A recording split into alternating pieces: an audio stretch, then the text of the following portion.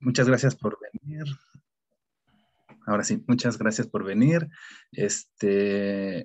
Buenas tardes a todos. Yo trabajo con Fabio Decol, como ya muchos de ustedes saben, y nosotros estamos estudiando las simulaciones que hace Fabio de jets para GRBs, y nosotros estamos haciendo cálculos sobre esos resultados de las simulaciones para obtener la polarización de estos jets, ¿no? Estudiando como en específico los jets relativistas de los afterglows del GRB.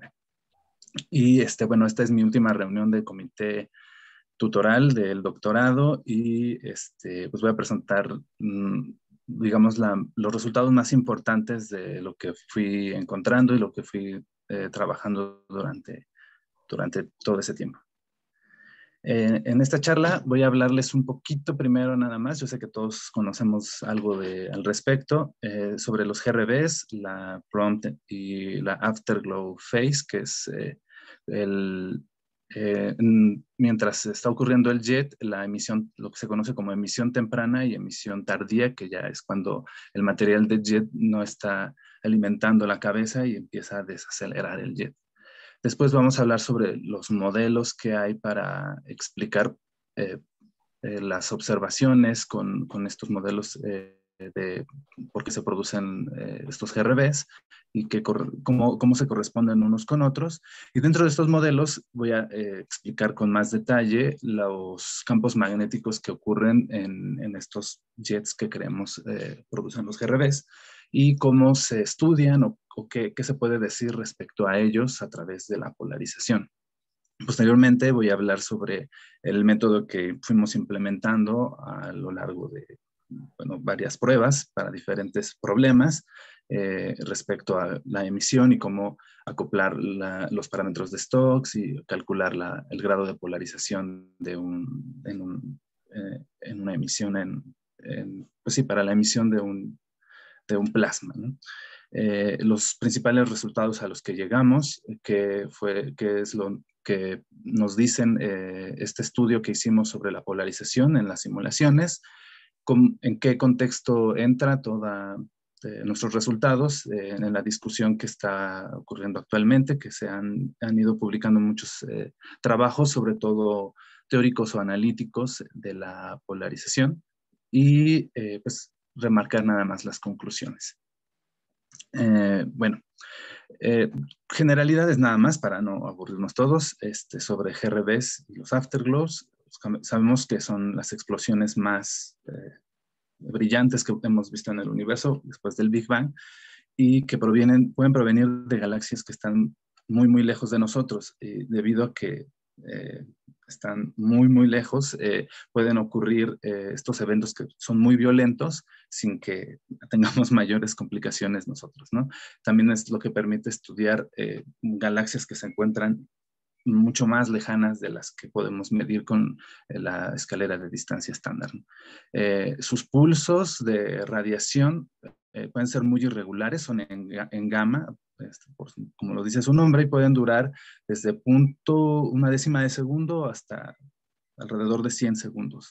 Toda esta etapa primaria en la que observamos altas energías, sus máximos los podemos encontrar en una banda muy ancha, ¿no? Desde 10 hasta 10.000 kiloelectronvolts. Ahí es donde nosotros, si medimos el flujo, vamos a encontrar los picos, ¿no? de mayor emisión. Y un detalle muy importante de estos objetos es que la colisión de estrellas de neutrones y onda gravitacional de 1708-17A son una confirmación muy importante de que estas estructuras, que estos modelos explican muy bien las observaciones. Es el GRB mejor estudiado también y podemos profundizar un poco más, por ejemplo, con estudios como estos. Lo que es importante señalar en el dibujo que está en su lado izquierdo, ustedes pueden ver en el diagrama que hay el modelo que utilizamos para explicar estas observaciones es un jet de plasma que se puede producir ya sea por colapso de una estrella masiva o la colisión de objetos compactos, y mientras el jet está siendo alimentado por este motor central que está lanzando material a través de diversos mecanismos, toda esa parte de emisión se conoce como la prompt emission, y mientras el jet sigue alimentando y acelerando la cabeza de ese jet, vamos a tener la emisión pronta.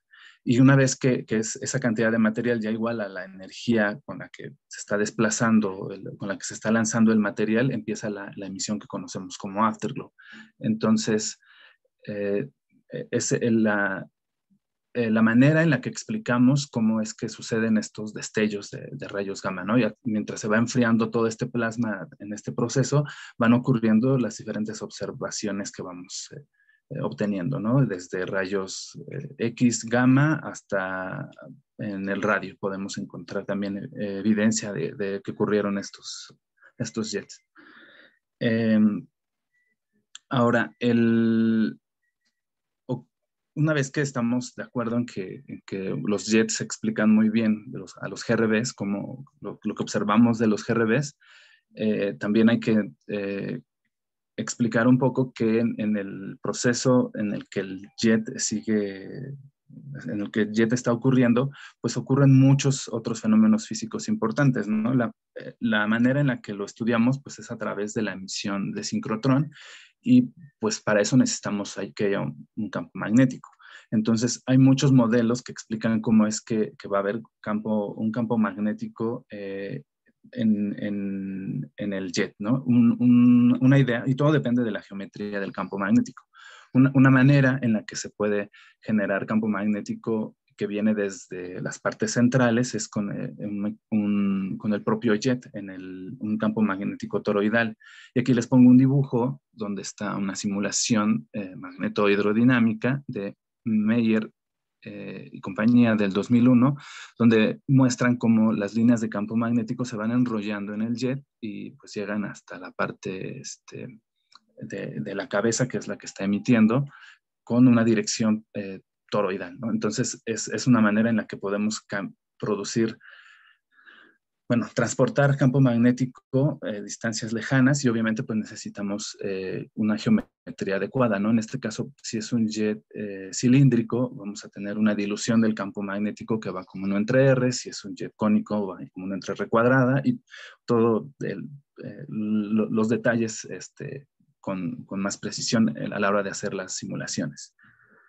Otro ejemplo muy interesante, y de hecho es de los más viejos, debido a que se utilizaba más en AGNs, es uno que propone Lange en 1980, donde él dice, bueno, si nosotros tenemos un medio donde el jet se va a propagar, y es un medio frío, es un medio con líneas de campo que están aleatorias, todo muy homogéneo.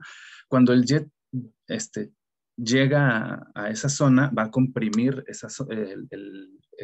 las líneas de campo magnético que están aleatoriamente distribuidas, las va a comprimir en una sola dirección, y eso va a obligar a que haya mayor intensidad de campo, sobre todo de líneas de campo, en el campo tangencial, el campo paralelo al choque, ¿no? Que es el que se mueve con el jet.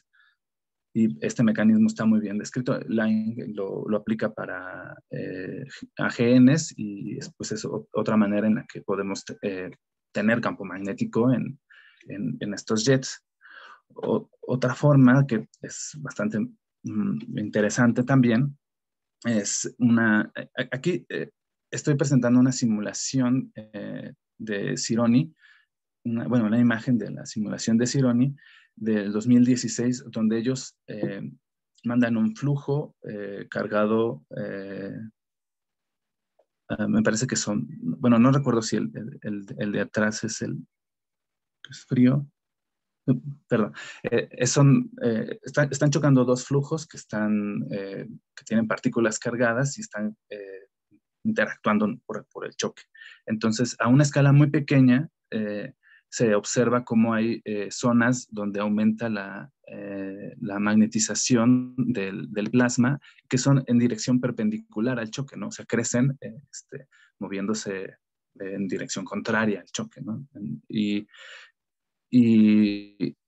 pues este es un mecanismo en el que mediante un choque con pura hidrodinámica se está generando intensidad de campo en dirección perpendicular. Entonces, todos estos mecanismos los expongo para hacernos ver que realmente la presencia de campo magnético en los jets de los GRBs todavía no se entiende muy bien, no,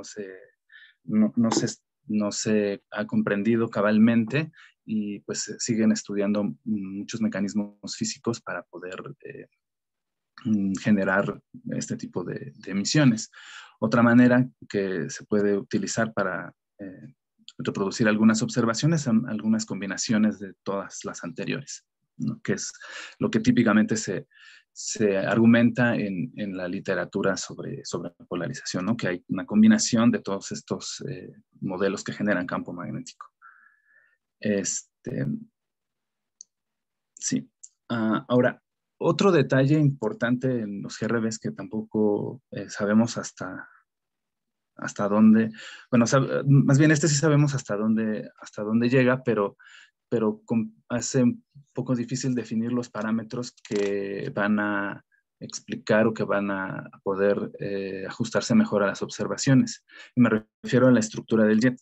Aquí hago una captura de un artículo muy reciente de Gerardo, donde él expone, pues, trabajan haciendo simulaciones para jets con diferentes estructuras, y lo que quiero hacer notar aquí es cómo el perfil que tiene el choque no es un perfil suave, ¿no? Puede tener muchas direcciones y no siempre va a ser por ejemplo, el campo magnético no siempre va a apuntar en la dirección del choque, digamos, a priori, ¿no?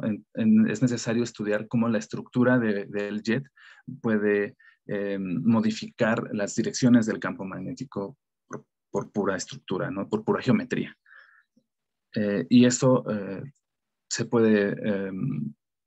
podemos ir un poco más allá en esta gráfica. Aquí, del lado derecho, están las observaciones, bueno, es el flujo y están las observaciones, y aquí nos muestra Takashi y Yoka, también muy reciente, cómo diferentes estructuras de jet, estos son los del lado izquierdo, tienen los exponentes para los modelos que tienen leyes de potencias o perfiles gaussianos, o sea, son diferentes modelos, y nos muestran cómo todas estas curvas, todas estas modelos pueden describir muy bien las observaciones que hay de un GRB.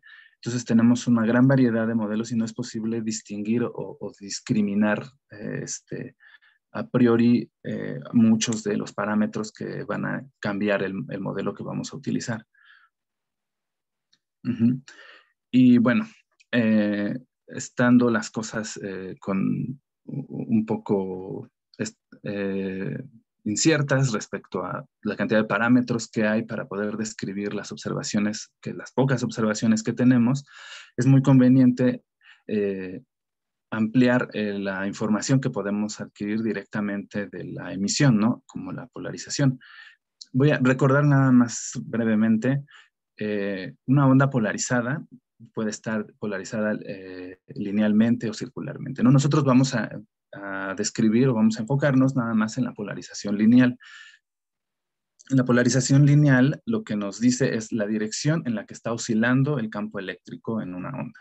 Entonces, por ejemplo, puede estar en dirección, en la proyección de este plano, digamos que el observador estaría frente al plano, estaría en dirección hacia arriba o hacia abajo, o podría estar en dirección horizontal o vertical. Y dependiendo el ángulo que forma con el observador es lo que se conoce como el position angle, ¿no? Y en el caso de la emisión, por ejemplo, de un jet, como les decía, sabemos que el proceso por el cual se produce la mayor cantidad de emisión polarizada en los afterglow es a través de la emisión de sincrotrón.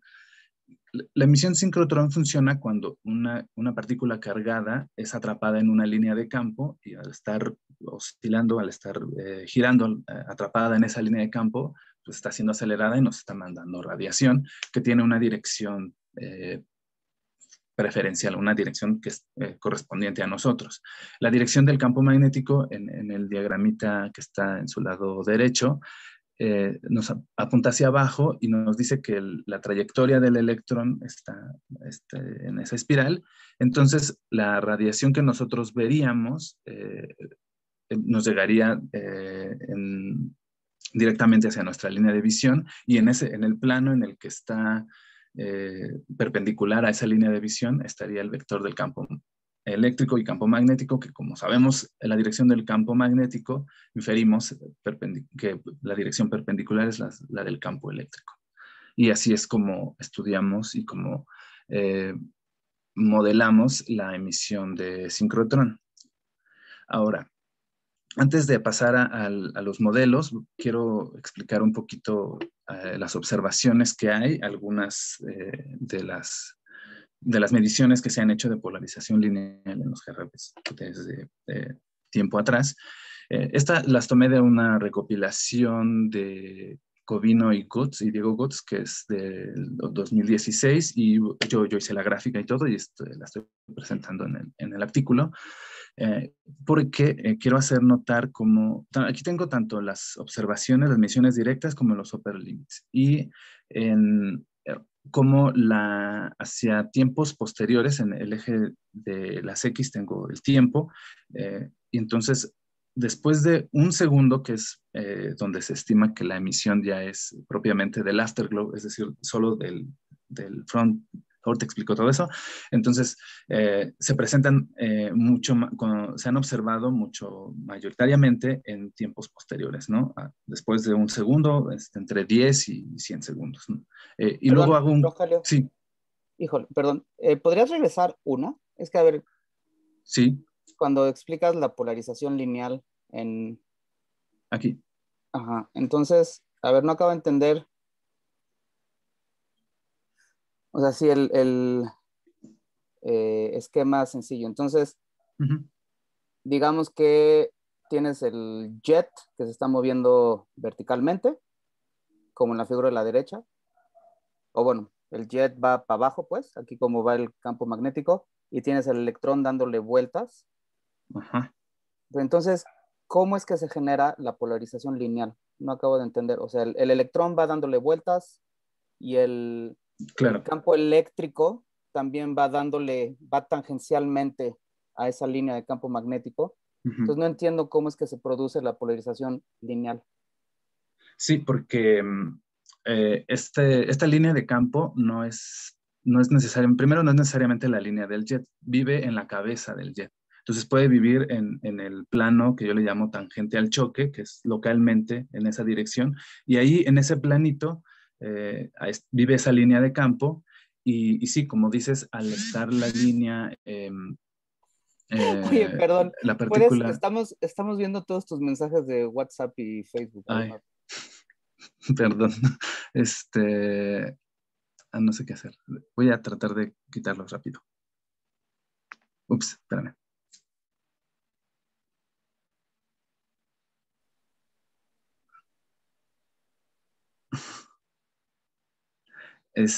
Sí, entonces, bueno, en la zona, en el plasma de la cabeza del choque está esa línea de campo y a ti te va a llegar solo la dirección en la que, o sea, la radiación que te va a llegar va a estar apuntando hacia ti. Digamos, si tú estás en esa línea azul, que es donde está la radiación, solo te va a llegar en un ángulo pequeñito esa contribución. Entonces, debido a la dirección del campo magnético, solo te va a llegar a ti esa radiación polarizada en esa dirección.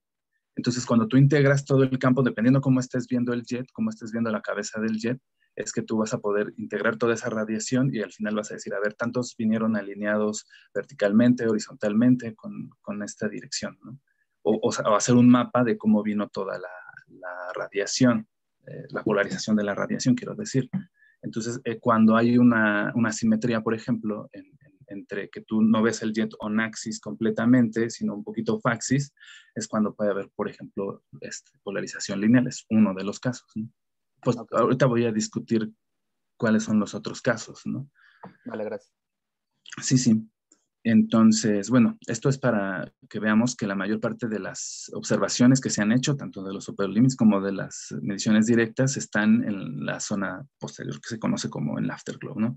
Y pues la importancia de medir la polarización lineal de la radiación de sincrotrón radica en el hecho de tener, que nos da más información sobre la geometría del campo magnético, pero también sobre la geometría del jet, que es un poco lo que va con la respuesta de Diego, a la pregunta que me hace Diego. Dependiendo cuál es la forma de que tiene el jet y cómo estamos viéndolo, cómo es el ángulo faxis, cómo está el observador respecto a la dirección del jet, es que puede haber efectos de polarización. Entonces, la información que vamos a obtener de la polarización va a ser muy importante o puede ser muy relevante para lo que sabemos sobre los GRBs o incluso sobre el campo magnético y la estructura del jet, ¿no? Y por ejemplo, ¿no? Aquí tengo un buen ejemplo. Cuando está el jet todavía alimentando la cabeza, está cayendo material de la zona central, también está creciendo un frente de choque que se llama el reverse shock, que apunta hacia el mecanismo central. Entonces, la emisión temprana, o digamos la emisión que está aquí antes de un segundo, incluso sí, tal vez un poquito después de un segundo, pero todo el tiempo anterior, mientras siga Un día, alimentando. Rogelio, ¿no? ¿Perdón? Un día. Ah, sí, perdón, un día, sí. Y Estoy puedes leyendo. indicar con tu mouse. Vemos el mouse si lo usas para indicar en el documento. Es que no tengo mouse, estoy con mi teléfono.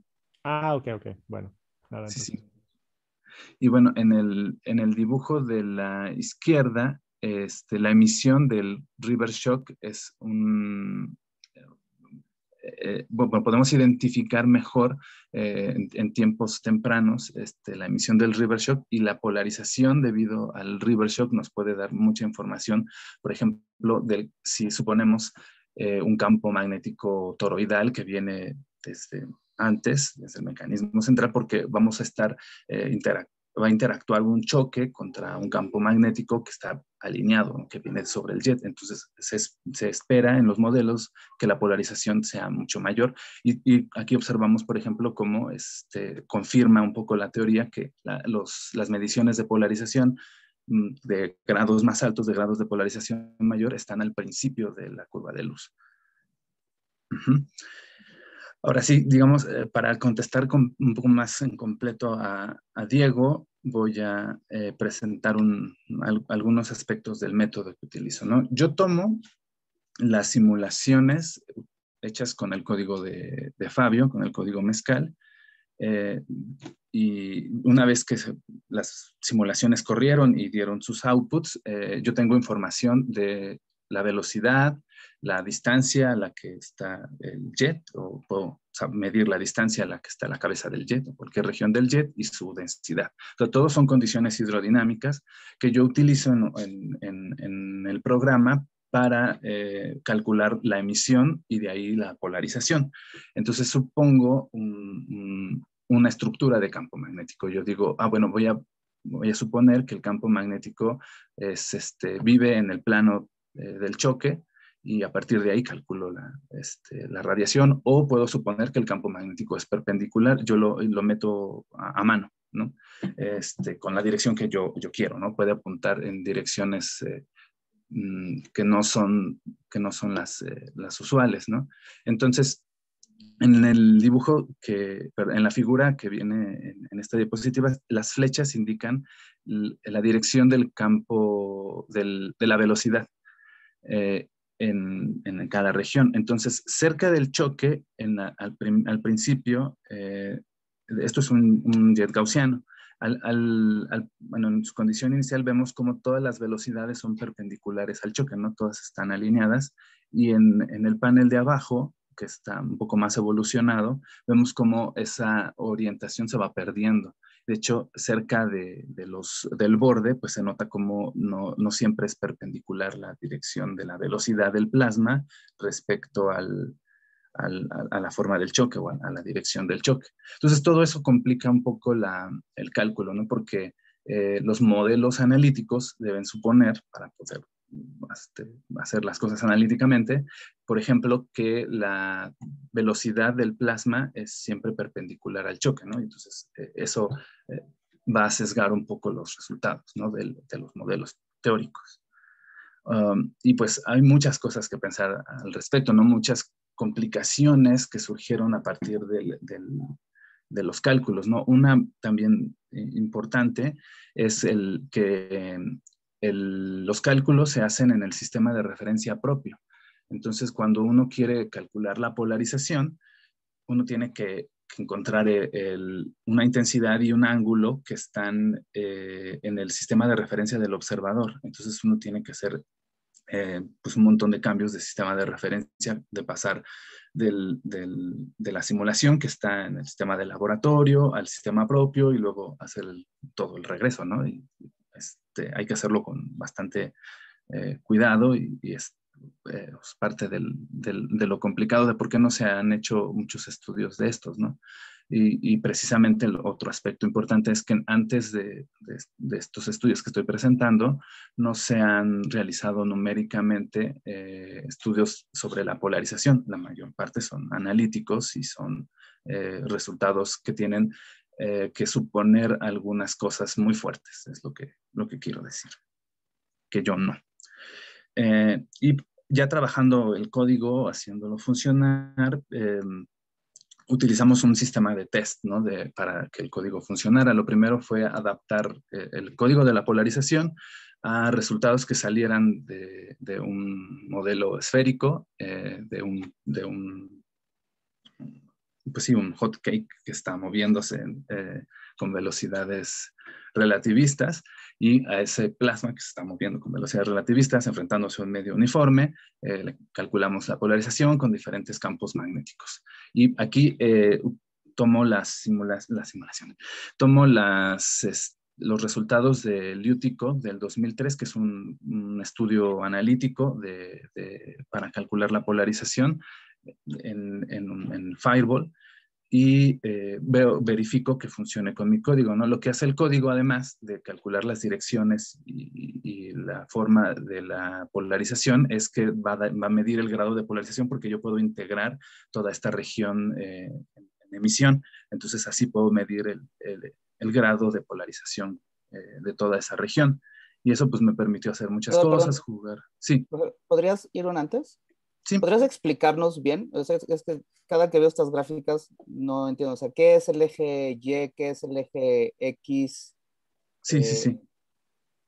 ¿Qué es tu paleta de colores? Esto es el plano del cielo sí, como lo verías, bueno, en la figura con pseudocolores, es como el plano del cielo de lo que tú verías de un choque esférico que se está moviendo hacia ti, un factor de Lorentz, y que estamos suponiendo que en el choque la dirección del campo magnético es tangente, y pues estamos dibujando esa dirección ahí. Se hizo el cálculo de la corrección ¿Y por de qué la dirección relativista. ¿Por qué el centro no está en 0, 0? O sea, ¿esto te dice que hay un ángulo con el que lo estás observando o qué? Sí, porque yo lo moví, bueno, en el caso del modelo analítico de la simulación, tú te lo ves un poquito off-axis, ¿no? Estos son 10 grados, está a 10 grados del centro, y eso es porque si tú lo vieras on-axis, si lo vieras directo en el centro, tú medirías un grado de polarización 0, porque arriba tienes lo mismo que abajo, ¿no? La misma contribución. Entonces, al integrarlo todo, te da como esperabas, ¿no? De la polarización, de una cosa simétrica que se mueve hacia ti, con un campo magnético uniforme, alineado todo, toda esa junta sumo 0. Pues todo es simétrico. Pero cuando tú lo ves un poquito de off-axis, no alcanzas a ver uno de los bordes, tanto como el otro, y te llega un grado de polarización distinto de 0. Y entonces, pues solo este dibujo solo es para comparar con los resultados del lírico. Y acá, sí, sí. Y acá lo que hice fue, por ejemplo, si yo no quiero todo la bola y quiero un jet que sea un pedacito de esa bola, pues integro en esa región nada más, ¿no? Es decir, yo voy a suponer que solo ese pedazo es el que se mueve hacia mí como el jet y lo demás, ¿no? Lo demás lo quito, ¿no? Otra manera en la que se hacen resultados típicos. Y es un modelito un poco de juguete que hicimos para ir probando el código. Y ya una prueba seria del código fue reproducir esta gráfica de Shimoda, que es un estudio de cómo cambia la polarización o el grado de polarización, en este caso con la frecuencia. Igual en la simulación uno puede calcular la emisión para la frecuencia que tú quieras, y a partir de ahí pues obtenemos el grado de polarización.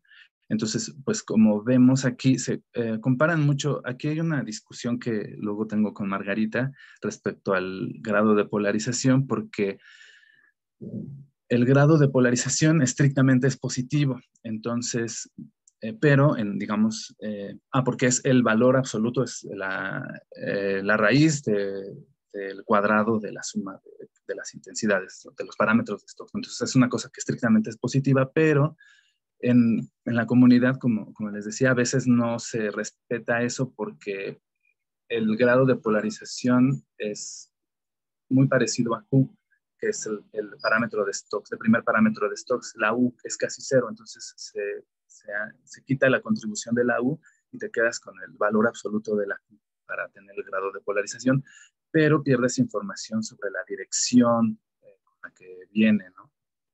Entonces, algunos autores les gusta no quedarse con el valor absoluto y ponen el valor real que tiene, ¿no? Entonces, bueno, yo lo puse aquí porque es como se reporta la polarización, el grado de polarización, para poder compararlo. Además, yo estoy a partir de un día y vemos cómo el comportamiento es muy parecido y pues lo hice para el mismo ángulo respecto al observador y para sus mismas frecuencias. Igual es la comparación con un modelo teórico a partir de una simulación hecha respecto a la polarización. Y bueno, los resultados. Aquí estoy poniendo el resultado, aquí no hay polarización, solo es un jet que se está viendo a diferentes ángulos off-axis, ¿no? Estos grados off-axis son muy grandes, diríamos, están muy off-axis, ¿no? Porque pues un jet puede tener un ancho, no sé, 5 o 10 grados o más, pero digamos un jet bastante colimado, tiene un ángulo muy reducido y conforme uno se va moviendo en el ángulo off-axis, vas observando la contribución del jet con un cierto retraso, ¿no? Si el jet está apuntando muy cerca de ti, digamos a 10 grados, luego vas a poder ver la emisión que te está mandando. Y si está movido por, no sé, 30, 60 grados, necesita más tiempo el jet que se expanda lo suficiente como para que te pueda llegar esa contribución. Entonces aquí pongo esta gráfica para poder ir estudiando cómo se comporta la polarización con la curva de luz, ¿no? Que es algo que también se utiliza mucho en la comunidad.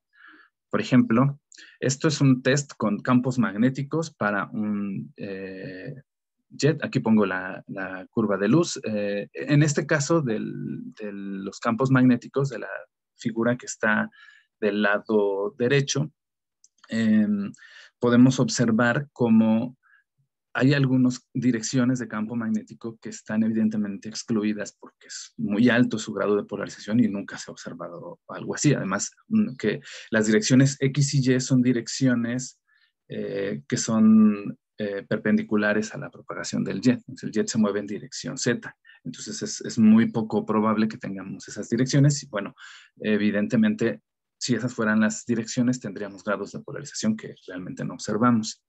Sin embargo, también podríamos observar que para los diferentes modelos que hay, realmente el grado de polarización que se espera es muy, muy pequeñito, ¿no? En este caso, estamos graficando en el campo magnético visto on-axis, visto dentro de en los primeros 5 o 10 grados, ¿no? Y si recordamos las observaciones, podríamos pensar, por ejemplo, que aquí prácticamente no hay muchos campos magnéticos que podrían funcionar, ¿no? Incluso tomando el valor absoluto, pues algunos grados de polarización están demasiado elevados, como el 30, más del 20%, y no los vemos aquí.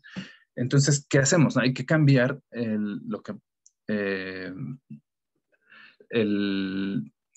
los parámetros que nos permiten las simulaciones. Por ejemplo, nosotros podemos cambiar el ángulo off-axis, ¿no? El ángulo on-axis, ¿no? Dentro de los primeros 5 grados que estaríamos viendo todavía dentro del cono del jet, vamos a encontrar diferentes grados de polarización también, dependiendo del campo magnético. Entonces, para grados de polarización que rondan más allá de 20, 30, podríamos tener, por ejemplo, el campo que tiene BFI, o el campo paralelo, o el campo perpendicular, ¿no? Que sería el más adecuado porque tienes máximos en la línea rosa, negra, por ejemplo, que sí son parecidos a los que se observan. Entonces, mientras el campo magnético cambia su configuración, su geometría, nosotros podemos incrementar la polarización o lo que esperamos observar de la polarización y también con el ángulo off-axis, ¿no? Hay un juego entre esos dos parámetros que nos permiten ajustar a las observaciones que hay. Y vamos a seguir porque se pueden seguir los estudios, bueno, ya vimos el de frecuencia, pero también podemos utilizar un modelo. El caso bueno, ya vimos el de la frecuencia, que es el mismo que comparamos con Shimoda, el del lado izquierdo. Del lado derecho tenemos otra curva, le llamamos curva de polarización, porque parece la curva de luz, pero nos da la polarización. En la curva de polarización del campo magnético, de una componente de campo magnético perpendicular, podemos ir incrementando esa componente y observar cómo cambia el grado de polarización. Eso también es algo bastante cuantitativo que podríamos contrastar con las observaciones.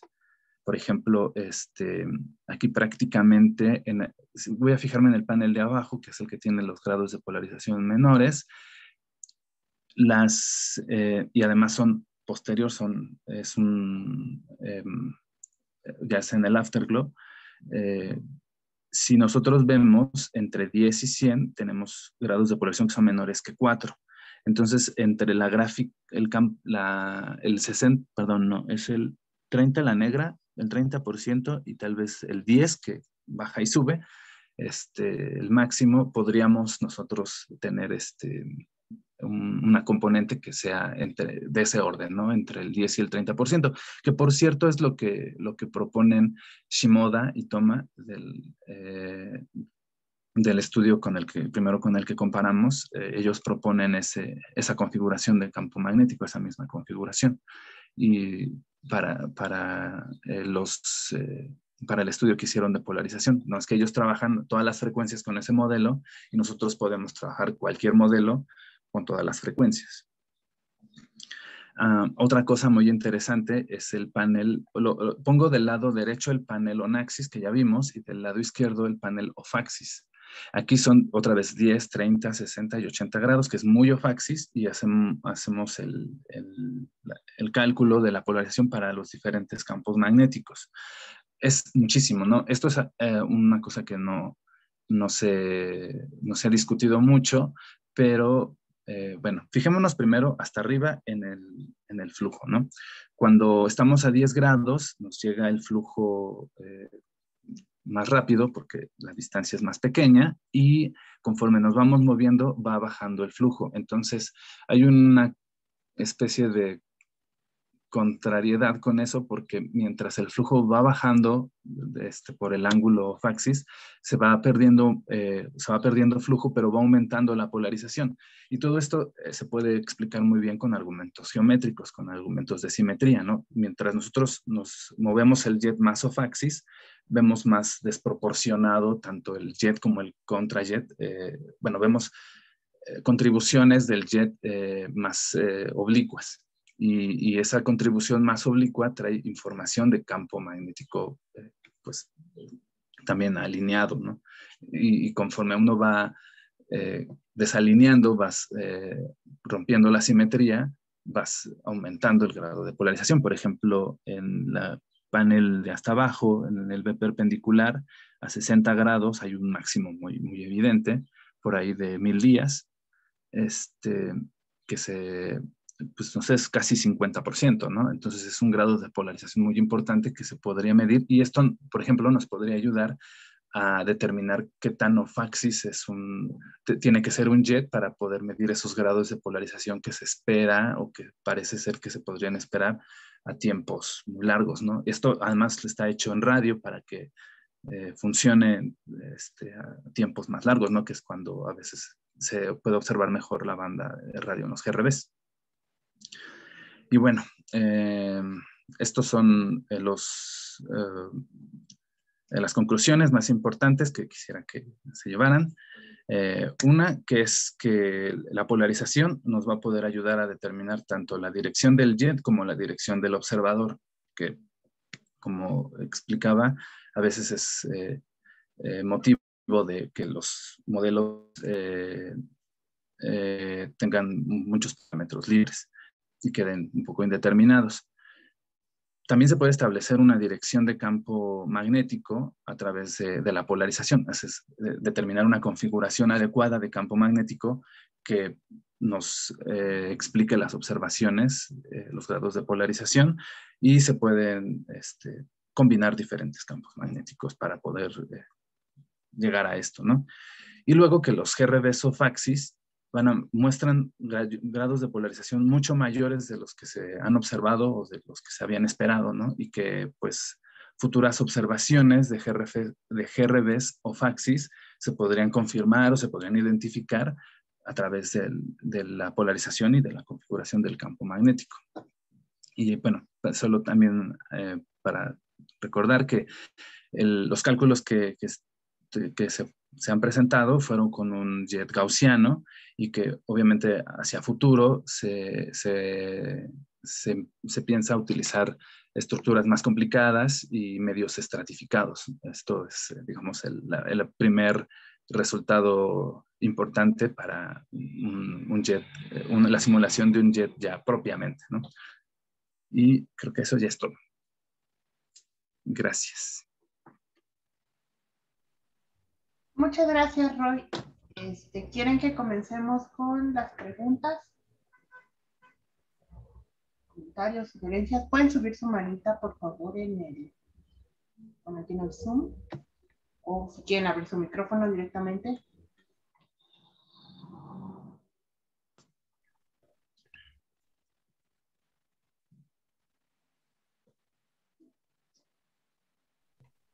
Diego. Ya estaba esperando que alguien más preguntara antes que yo, pero a ver, tengo un par de preguntas. Una cosa que no me quedó claro es, entonces, tu post-process lo haces a un solo snapshot de Gerardo o es a una serie de snapshots? No, es con todos los files. Mira, okay. Diego me manda 900 files y el programa lo que hace es... Gerardo. Gerardo. Diego, ¿quién dije? Diego. ¿Diego? Ah, no, Gerardo, sí, Gerardo. Gerardo me manda comprimido o me da acceso a sus comprimidos de las simulaciones, y el programa lo que hace es calcular cuál es la contribución, o sea, va y luego rastrea cuál es que okay. Tiene que... Entonces ahí mi pregunta es, ¿tu código se ve modificado dependiendo del delta T que te manda Gerardo entre las imágenes o no? ¿Sí me entiendes? O sea, si de 0 a 10 segundos Gerardo te manda 10 snapshots, o si te manda 100 o 1000, ¿cambia eso afecta los resultados de tu código? Los resultados, no sé, bueno, no sé, o sea, si a lo que te refieres es a que si con mi código puedo yo tomar esos 10,000 datos o los que sean en menos tiempo o en más tiempo, sí, Pues o sea, más bien es si tu código se ve afectado por resolución temporal, digamos, en todos los archivos que tienes.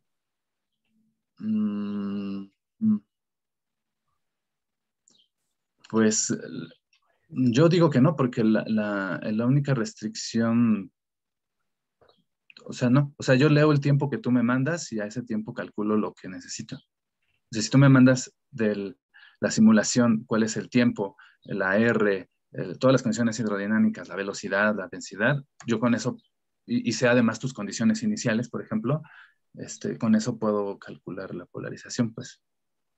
Pero da igual si te mando 3 o 1000 snapshots, entonces. Sí, de hecho, o sea, mientras más me mandes es mejor porque obviamente mientras más resolución tenga el jet, voy a poder definir mejor las direcciones, suavizar todo, ¿no? Sí. Ok. Y luego la otra es, o sea, en estos estudios que estás haciendo, ¿importa el número de como fotones que metes? ¿El número de partículas con el que haces el código o no hay ni eso?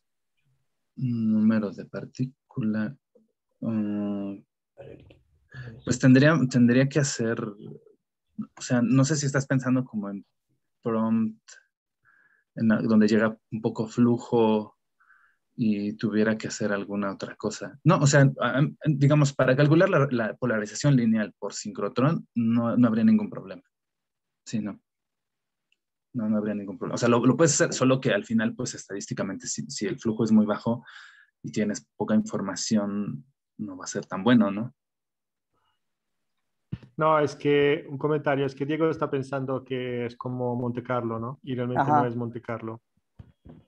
Es como ray Ah, tracing. Tienes en cada celda tienes la intensidad específica, digamos, y pues es ópticamente delgado todo. Entonces cada celda puedes calcular ujú. a qué tiempo del observador y en qué posición en el plano del cielo contribuye, ¿no? Ok, pero entonces sí está en función de la resolución con la que las simulaciones hidrodinámicas están Claro, hechas. si usas muy pocas celdas, como dijo Rogelio, ¿no? Si usas pocas celdas, Ok, no tendrías resolución, etcétera, saldría horrible, ¿no? ok. Y usaras pocos outputs, perdón. Por eso que, ¿cuántos outputs son, Rogelio? Son como 1000, ¿no?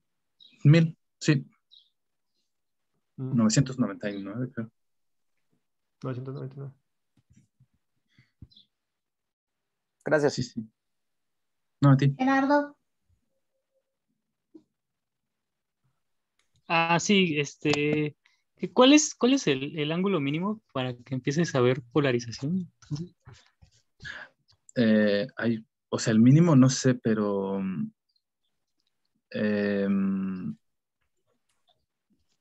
lo que sí se ve, por ejemplo, en este panel, voy a compartirles ese panel. Por Creo que me ejemplo, mandó a otro. si lo ves, decías, bueno, si lo ves on axis, no ves polarización, ¿no?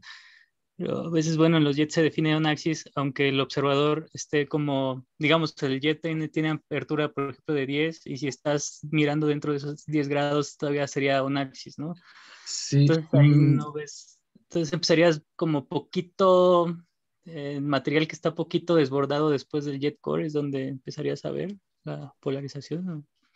no, o sea, tú puedes ver polarización on axis, digamos, dentro del ángulo del cono del jet. Aquí lo pongo en el panel derecho, dice 0 grados, o sea, es on axis puro, y tienes una contribución 0. Si tuvieras un jet on axis, tendrías que medir polarización 0, porque lo que les decía de la geometría, no importa cómo uno organiza el campo magnético en la cabeza que estás viendo, si estás on axis, va a llegar igual de todos lados, ¿no? Digamos, a priori deberías medir 0. La contribución de la dirección de los fotones preferencialmente no toma ningún partido, pues tanto de arriba como de abajo, o sea, todos te llegan igual. Y conforme vas moviéndote, vas abriéndote o saliéndote del 0, empieza a aumentar la polarización, lo cual eso no se había tampoco estudiado a detalle, ¿no? Y tú puedes seguir observando polarización off-axis, pues, también. Este jet que tú me mandaste, tiene, si no me recuerdo, 0.1 radianes, ¿no? El ángulo del jet, que es por ahí de 5.7 grados.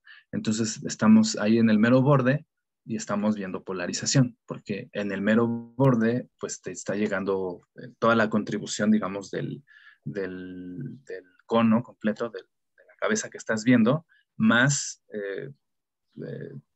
digamos, en el ángulo más, que rompe más la simetría del propio cono, ¿no? Que es, o sea, completamente en su borde. Entonces tú vas a ver una contribución preferencialmente en una sola dirección. Y es por eso que tenemos ahí un máximo. Y luego empieza, pues, a comportarse de diferentes maneras de acuerdo a la estructura del jet. Ahí sí influye un poco más la estructura que pueda tener. Sí, gracias. Bueno, tengo una, pero creo que es más bien porque no entendí bien. Es importante para ti el frente de choque, ¿no? Para hacer este cálculo de polarización y ves las velocidades, ¿no? Que están en el frente de choque, pero ¿afectan las velocidades que están, digamos, atrás? O sea, si atrás tienes como turbulencia, ¿podría afectar los resultados o esas no entran? Sí, ay, qué buena pregunta. Bueno, la velocidad, digamos, el perfil del choque, o sea, es que tú supiste que yo hacía esto de que yo buscaba la forma que tenía el choque para poder definir una dirección del campo magnético. Digamos, todo el relajo de la velocidad, de encontrar cuál era la velocidad donde empezaba el choque, digamos, así, tener una formita del jet, un perfil, era para definir una estructura del campo magnético. Si tú quieres un campo perpendicular o un campo paralelo, pues necesitabas la dirección respecto a algo, ¿no? Entonces, lo que hace el perfil del choque es decirte, mira, tu forma es esta, ¿no? Entonces tú vas a poder aproximar un plano tangente en este punto utilizando estos datos, ¿no? Entonces ahí armas tu plano tangente, tus direcciones y haces todas tus operaciones. Pero eso ya no lo hacemos, ya, porque pues vimos que no era algo que influía mucho para un jet gaussiano o un jet top hat, ¿no? Es algo que tal vez después podamos estudiar con más calma, a ver qué tanto influye ese trabajo que ya está ahí, ¿no? Entonces, por eso era importante saber la estructura del choque. Y luego la otra pregunta era ¿cuál era la otra pregunta? Que sí, claro, que si las velocidades detrás del choque afectaban los resultados de la polarización. Ya, bueno, va como la emisión. Si la emisión atrás del choque va cayendo, va siendo cada vez menos importante, pues también la polarización va a ser cada vez menos importante. Y eso es interesante también porque pues, el campo magnético también va a tener un comportamiento distinto mientras te vas moviendo más hacia atrás del choque, ¿no? Por diferentes razones, ya sea que estés... Rogelio, ¿por qué no explicas cómo hicimos entonces el cálculo del campo magnético? Por ejemplo, si tienes un campo magnético paralelo al choque, ¿cómo lo pones? Para que esto quede claro, ¿no? Porque es un punto interesante. El trucote que hicimos para definir un campo magnético paralelo al choque respecto a la velocidad, ¿no? Ajá, sí. Pues mira, lo que hacemos es suponer que el campo magnético, una vez que llega el choque, tú tienes tu medio ambiente externo con un campo magnético que puede ser ordenado o aleatorio, como sea, ¿no? Entonces tomas un vector de ese campo y cuando llegue el choque, la dirección que va a tener tu zona de emisión va a ser ligeramente después del choque, va a ser prácticamente la misma, ¿no? Va a tardar un rato en que el sistema se relaje para que la línea de campo pueda cambiar su dirección. Entonces, pues es práctico suponer que en esa zona de emisión la velocidad que tiene el choque va a ser la dirección perpendicular del plano del choque. Entonces, así te ahorras todo eso y en cada punto encuentras tu dirección perpendicular, que es la de la velocidad, y defines todas las demás, que son la dirección paralela, la del plano del choque. Okay. Sí, sí. ¿Ya Gracias. será? Ok. Sí, gracias.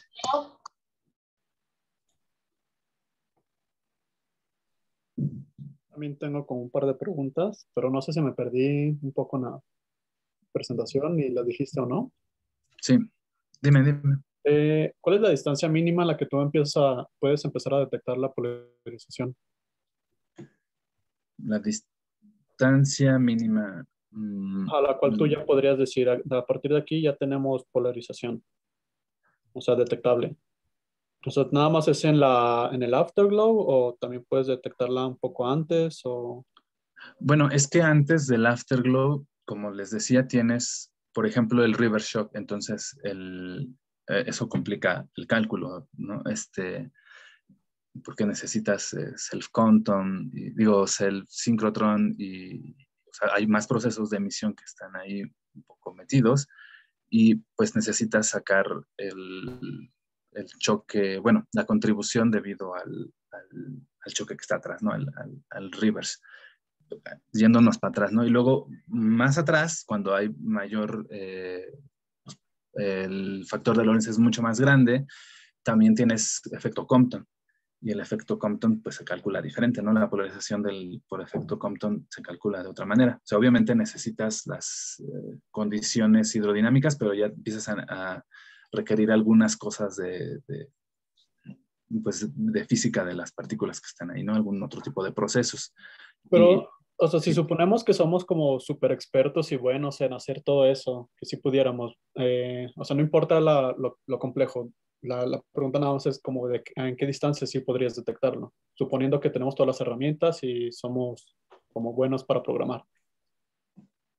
Mm, pues digo, o sea, me terminé en Compton porque justamente, o sea, a mayores energías, que es cuando empieza el jet, tiempos más eh, primarios, vas a tener más energía, ¿no? Cuando tienes el pico, y ahí hay ese tipo de procesos.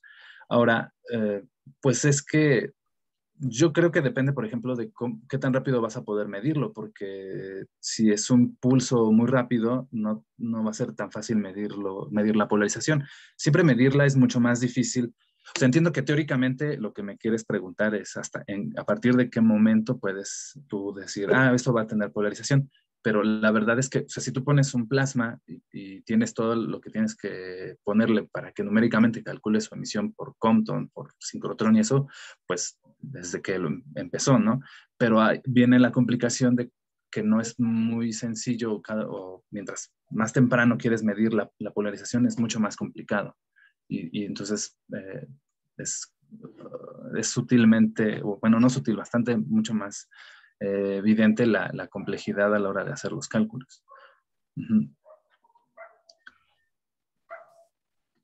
Bueno, mi otra pregunta es, ¿cuál es la magnitud del campo magnético que tú estás teniendo en tus jets?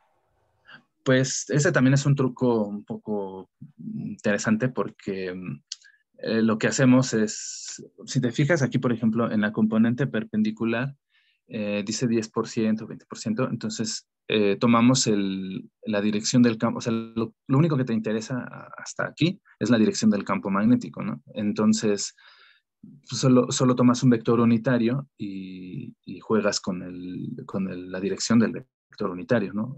Al final, cuando haces el cálculo, normalizas todo y obtienes la dirección, que es lo que realmente necesitas a la hora de calcular el parámetro de Stokes. Es el ángulo que hace la componente del campo magnético, del campo eléctrico más bien, respecto a la línea del observador.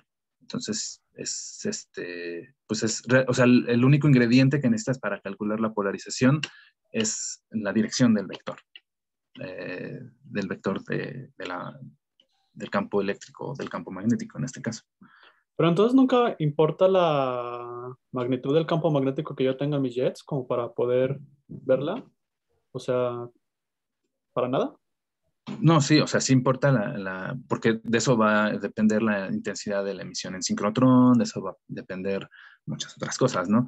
Pero para la polarización, digamos, es una cosa geométrica realmente. Es algo que no, a veces no sé, como que es un poco de ruido porque no parece tan obvio, pero en la polarización lo único que importa es la dirección del campo. Ok.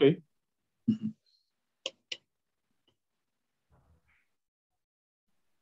Sí, sí. Gerardo, vi que tenías otra pregunta, pero no sé si te arrepentiste.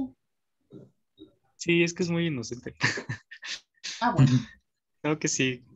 Podría, pero no creo que sí se podría confundir la polarización del medio con la del jet. Pues no es tan inocente, o sea, se hacen muchos estudios de eso. Por ejemplo, en el medio, una cosa muy importante es la rotación de Faraday, porque la polarización, bueno, un efecto que tiene la polarización es que, no sé, hay una práctica que se hacía en óptica, que es una pecera con agua con azúcar, le pasas un láser y ves cómo el haz de luz se dobla. Entonces, y además va a estar polarizado. Lo que quiere decir la rotación de Faraday es que vas a tener tus vectores de polarización se van a ir desplazando, que como tú los ves no es como realmente estaban, sino que fueron desplazados, rotados, es decir. Eh, y esa rotación depende de pues, el tipo de medio que tienes. Y se estudia, como se estudia, por ejemplo, pues a las galaxias, pues a sus galaxias anfitrionas, estudias, porque eso obviamente ocurre en la zona donde hay material, pues, o sea, donde el ambiente está un poquito más denso, ¿no? No en el medio intergaláctico, que es muy vacío, ahí casi no hay rotación de Faraday. Entonces, lo que buscas es medir ese efecto por la rotación en esa zona pequeñita o debido a esa galaxia que por alguna razón tiene contaminado su ambiente o algo, yo qué sé, y se mide como en particular para ese tipo de galaxias cuál es su rotación de Faraday de la polarización, y eso también da información sobre pues el polvo o el gas, digamos ya eso lo estudian mucho más los que hacen AGNs, pero al final la contribución por esa rotación de Faraday es muy pequeñita, por cierto, respecto a lo que tendrías por sincrotrón, por ejemplo, ¿no? Ok, gracias. Sí. Enrique. Gracias. De hecho, la última pregunta de Gerardo me da pie a esto. Sí. Sí, bueno, una pregunta es, ¿puedes o esperas poder distinguir, por ejemplo, mediante polarización a los short de los long? Digamos, el tipo de polarización que esperas debido al jet sería diferente. Otra de las cosas ahí es el medio, en particular en los short, sí puede ser extragaláctico, en particular si es uno de estos que sufrió uno o dos o más kicks y salió volando a la galaxia y el tiempo para el merger es largo. Podrías tener uno donde no tuvieras mucho medio ambiente y eso podría darte una manera de distinguir o de hacer un estudio una vez que tengas suficientes GRBs largos estudiados fuera y dentro de galaxias, de qué esperas en un caso y en el otro. También los long y los short, pues en uno esperas que haya el material de las estrellas progenitoras que salió volando antes, y en el otro, pues eso se perdió hace tanto tiempo que ya no está alrededor. Entonces, podrías comparar, por ejemplo, el campo magnético debido a los vientos contra los que chocó el jet en su desaceleración, o en el otro caso, pues solo el viento debido al disco de acreción, etcétera, ¿no? Entonces, ¿qué tanto puedes comparar eso o qué tanto esperarías que con tu método puedas comparar? Yo creo que puedes, por ejemplo, comparar si tuvieras, o sea, el chiste es hacer, o sea, que puedas hacer muchas simulaciones y para que pudieras de largos y de cortos para que pudieras, digamos, encontrar y con las observaciones para poder decir cuál es el campo magnético, ¿no? del que viene. Y creo que la mejor, bueno, ahorita lo más que podría decir con lo que he visto de esto es que lo que sí puedes hacer es decir, esta emisión o este jet tiene un campo magnético toroidal y solo toroidal, o sea, solo es tangencial o solo es perpendicular. Y eso te da, o su intensidad perpendicular es pues, elevada, ¿no? Yo he visto que en los artículos al respecto, lo que sustentan es que los GRBs largos tienen una mayor contribución de un campo magnético perpendicular porque son los que tienen un mecanismo central que pueden generar campos magnéticos intensos y que pues podrías de alguna manera transportar ese campo magnético pero en un merger, ¿no? En un merger de, digamos, dos no sé, magnetares para llevarlo al extremo, wow. Deberías de tener manera de magnetizar muchísimo el medio, ¿no? Pues sí. Pero ¿cuál es tu modelo? O sea, el problema aquí, ya veo cuál es cómo defines el campo magnético de eso, ¿no? O sea, tendrías que hacer una simulación con magnetohidrodinámica que te dé las direcciones del campo magnético y a partir de ahí puedes calcular la polarización. Eso sí se puede hacer. Gracias, Leonardo. Sí. Por ejemplo, sí es cierto, sí. Sí. O sea, digamos, se me ocurre, o sea, una de las cosas interesantes es, si yo supongo que el medio está casi vacío, si es intergaláctico en vez de medio galáctico o incluso interestelar, como tendrías en un colapsar, pues el campo magnético viene generado ya sea del merger o de lo que salió del merger. En cambio, en el caso de un colapsar, pues tienes por un lado lo que logre generar el motor central, pero por otro lado tienes lo del material que estás barriendo con el jet, ¿no? Sí. Entonces sería interesante distinguir esos dos casos y ver si junto con las otras observables de GRBs te permite tu mecanismo distinguir estos dos escenarios, ¿no? O sea, como sea, está interesante, pues está padre. Sí. Sí, o sea, yo creo que la mejor manera sería, o sea, si tienes la simulación con el campo magnético, porque tienes información más sólida de cómo es el campo magnético. Pero aquí, o sea, lo curioso o lo interesante que tiene también el modelo es que tú puedes proponer ese campo magnético, ¿no? Entonces, una cosa que he platicado a veces con Fabio es si se puede hacer que el campo magnético cambie, o sea, que no sea, que no tenga una configuración estacionaria, digamos, como lo que estamos poniendo, sino que vaya cambiando conforme el tiempo, conforme se va desplazando el jet, ¿no? Cada vez tiene contribuciones diferentes, ¿no? Sí, pues sí, esa sería la manera de estudiarlo. Sí, eso estaría muy bonito, ¿no? El decir, si tienes este medio con esta configuración, esperamos que la evolución de tu polarización sea esta, mientras que de esta otra manera va a ser diferente, ¿no? Sí. Muy bien, perfecto, gracias. A ti. Fabio.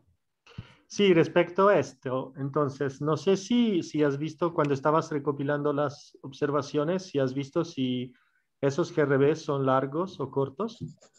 Y bueno, si no, sería interesante verlo, ¿no? Ver si algunos de esos es corto o si nunca se ha observado polarización en un corto.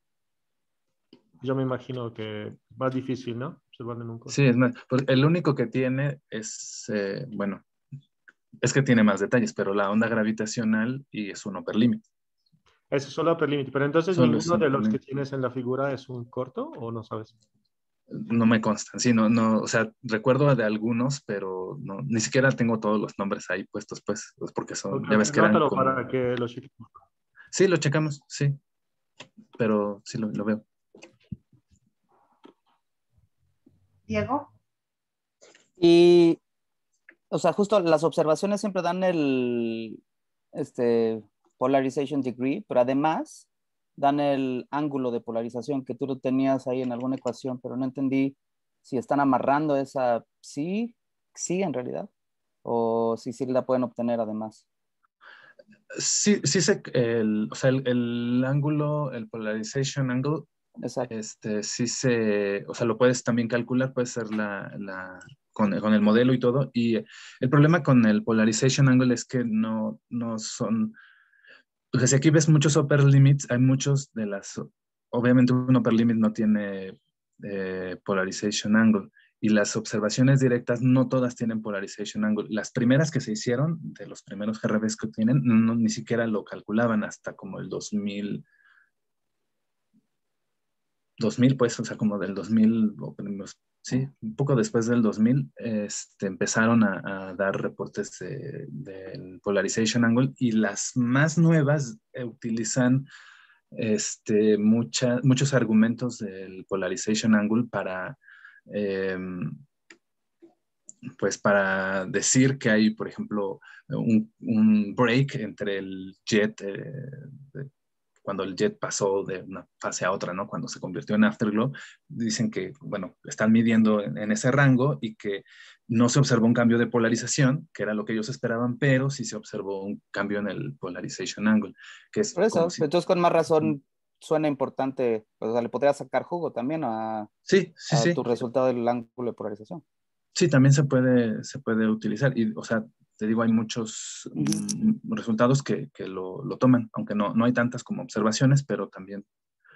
Sí, aquí viene luego un poco esto que pasa, que hablamos con Fabio, que a veces solo, como es muy específico el estudio de la polarización para un GRB como el que tiene polarización circular, que hubo muchos trabajos al respecto, y, o sea, ya ese solo es interesante, ¿no? De poder modelar o de poder medir o de saber incluso qué parámetros están mal diagnosticados o sobreestimados, por ejemplo, ¿no? Porque fue una cosa famosa, un objeto muy, muy importante. Ok, gracias. Sí. Si quieren ya paramos aquí porque, bueno, después viene la junta. Ay, sí. Entonces, pues, muchas gracias a todos. Muchas gracias, Roy, por el seminario. Tuviste mucho éxito en las preguntas. Sí.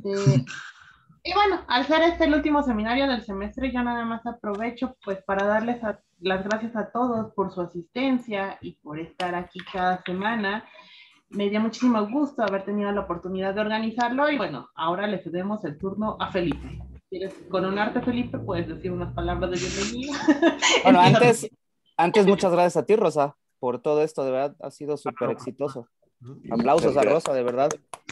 Bravo, bravo. Felipe va a tener un trabajo difícil para... Sí, va a ser difícil venir después de Rosa, ¿no? Sí.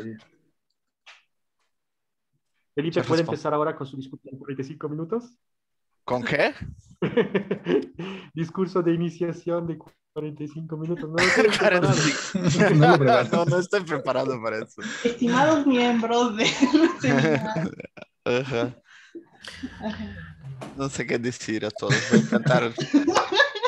No te apures, Felipe, yo te voy a ayudar. Voy a intentar seguir los pasos de Rosa. Oye, pero algo más sencillo. ¿Cuándo pensamos empezar? Eso lo podemos decir entre todos. Todavía sigue recording, ¿eh?